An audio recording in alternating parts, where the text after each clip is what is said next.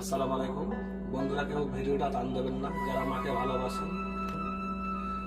মায়ের এক ফোঁটা দুধের ঋণ শোধ হবে না কোনো দিন। জনম জন্মহন্তারে করলে সাধনা, দয়াবতী দরদিনে মা, দয়াবতী দরদিনে মা, আমার দয়াবতী দরদিনে মা। মাগো মায়ার খাবো না, তোমার ওই দুধ খাবো না, তোমার ওই দুধ খেলে মাগো হিসাব দিতে পারবো না।